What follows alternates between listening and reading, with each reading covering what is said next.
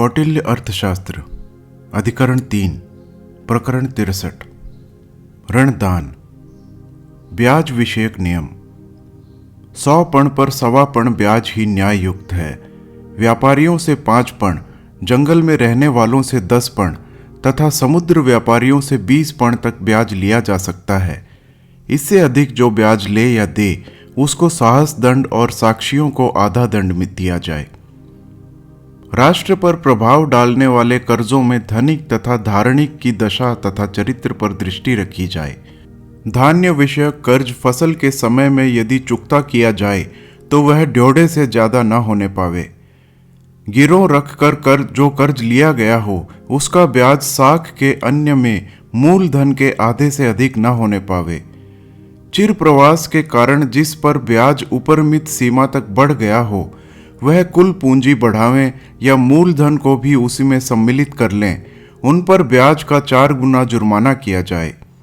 जो मूलधन से 4 गुना धन ब्याज में मांगे उनका 4 गुना धन जुर्माने के तौर पर वसूल किया जाए। इसका 3/4 ब्याज लेने वाले और 1/4 ब्याज देने वाले से लिया जाए। चिरकाल तक होने वाले यज्ञ, बीमारी, गुरुकुल आदि में रहने वाले बालक पर ब्याज न बढ़ाया जाए। अधर्मण को अदा करने पर जो उधार का धन ग्रहण न करे उस पर 12 पण जुर्माना किया जाए। यदि न ग्रहण करने का कोई विशेष कारण हो तो मूलधन उसी के पास बेब्याज पड़ा रहे।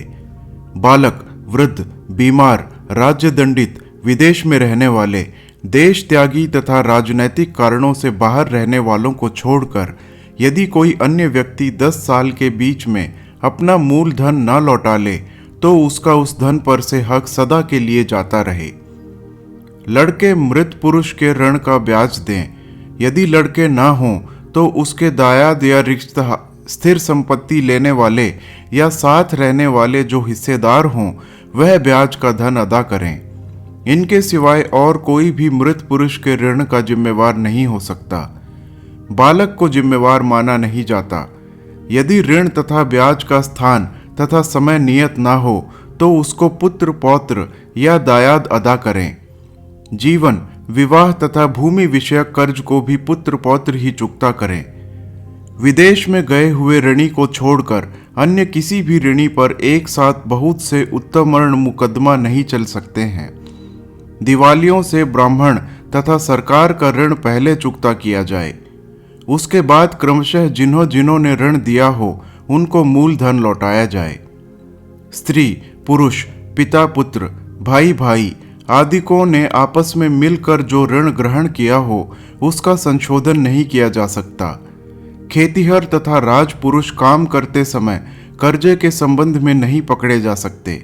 स्त्री पति विषयक ऋण की जिम्मेदार नहीं है यदि उसके जानबूझ में ऋण लिया गया हो। ग्वाले तथा अर्थसीरी लोगों के संबंध में यह नियम नहीं है। स्त्री के ऋण लेने पर पति को पकड़ा जा सकता है। जो इससे बचने के लिए विदेश में भागने की कोशिश करे उसको उत्तम दंड दिया जाए।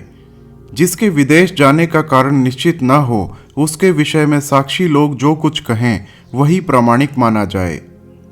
साक्षी विषयक नियम विश्वास योग्य, शुद्ध चरित्र तथा दोनों पक्षों को अनुमत लोग ही साक्षी कहते हैं। प्रायः यह संख्या में 3 होने चाहिए। यदि दोनों पक्षों को मंजूर हो तो 2 साक्षियों से भी निर्णय करवाया जा सकता है। ऋण विषयक झगड़ों में एक साक्षी से अधिक साक्षी होने आवश्यक हैं। प्रतिविध, साले, सहायक, आवद्ध जो किसी पर निर्भर करते हों, धनिक, धारणिक, दुश्मन, अंगहीन तथा राज्य दंडित पुरुष साक्षी नहीं हो सकते। पतित, चांडाल, बदमाश, अंधे, बहरे, गूंगे, घमंडी आदि तथा स्त्री और राजकीय कर्मचारी अनेक वर्ग के मामले को छोड़कर अन्यत्र साक्षी का काम कर सकते हैं। पारुष्य, चोरी तथा व्यभिचार के मामलों में साले, सहायक तथा दुश्मन साक्षी नहीं हो सकते। गुप्त कार्यों के मामलों में राजा तथा तपस्वी को छोड़कर अकेली स्त्री, पुरुष, सुनने वाला या देखने वाला भी साक्षी माना जा सकता है।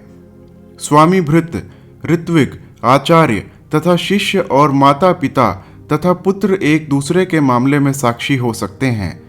यदि इनका आपस का झगड़ा हो तो जो बड़ा तथा पूज्य हो उसी की बात मानी जाए।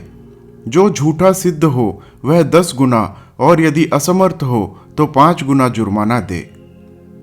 शपथ लेना। साक्षियों को पानी से भरे घड़े, अग्नि तथा ब्राह्मण के संदूल ले लिया जाए, और यदि वह ब्राह्मण है तो सत्य बोलो इस ढंग पर, यदि वह वैश्य तथा क्षत्रिय है तो यदि तुम झूठ बोलोगे तो तुमको यज्ञ का फल ना मिले। शत्रु की सेना को जीतने के बाद खप्पर हाथ में लेकर तुम इधर उधर भीख मांगते रहो इस प्रकार। और यदि वह शूद्र है तो यदि तुम झूठ बोलो तो मरने के बाद तुम्हारा पुण्य फल राजा को मिले, राजा के पाप तुम्हारे सिर चढ़ें, दंड भी तुमको मिले। इस तरीके से उन पर क्रमशः शपथ ली जाए। यदि पीछे से भी सत्य मामला मालूम पड़े तो उसकी परीक्षा की जाए। एक साथ मिलकर सच बोला यह कहने पर भी यदि साक्षी आपस में गुह बनाकर सप्तरात से अधिक समय गुजरने पर भी सच न बोलें तो उन पर 12 पर्ण जुर्माना किया जाए। 3 पक्ष से अधिक समय गुजरने पर विवादप्रस्त धन वसूल किया जाए। यदि किसी मामले में साक्षियों का मतभेद हो तो जिस बात पर प्रामाणिक चरित्रवत साक्षी एक मत हों उसी के अनुसार या उनकी बातों का निचोड़ निकाल कर निर्णय किया जाए। यदि कुछ भी निर्णय न हो सके तो संपूर्ण धन को राजा ग्रहण करे। यदि साक्षी अभियुक्त की अपेक्षा धन की राशि कम बताएं तो जितना धन अधिक अभियुक्त ने कहा हो उससे वसूल कर राज्य कोष में जुर्माने के रूप में जमा किया जाए। यदि साक्षी लोग धन की राशि अधिक बताएं तो अधिक धन राजा ग्रहण करे। यदि अभियोक्ता या किसी अनपढ़ के खराब लिखने या ठीक ढंग पर साक्षियों के द्वारा न सुनने या पुरुष के मर जाने के कारण विवादग्रस्त मामले का निर्णय करना कठिन हो तो जो कुछ साक्षी कहें उसी के अनुसार फैसला कर दिया जाए। साक्षियों के बेवकूफ होने पर या देश काल तथा कार्य संबंधी विचार से कुछ भी सहायता न मिलने पर 3 प्रकार के दंडों का प्रयोग किया जाए, वह औशनस लोगों का मत है। मानव संप्रदाय के विद्वान कहते हैं कि जाली या बेईमानी साक्षियों के कारण जितने धन का नुकसान हुआ हो उससे 10 गुना उनसे वसूल किया जाए। व्रास्पत्य लोगों का विचार है कि जो बेवकूफ़ी के कारण आपस में एक मत ना हो उनको तकलीफ देकर मरवाया जाए। कौटिल्य उपरलिखित विद्वानों के पक्ष में नहीं है। उनका ख्याल है कि साक्षियों से यह आशा की जाती है कि वह बिना सुने कोई बात नहीं कहेंगे। जो इसके विपरीत करें उन पर 24 पर्ण और जो कुछ गड़बड़ करें उन पर 12 पर्ण जुर्माना किया जाए।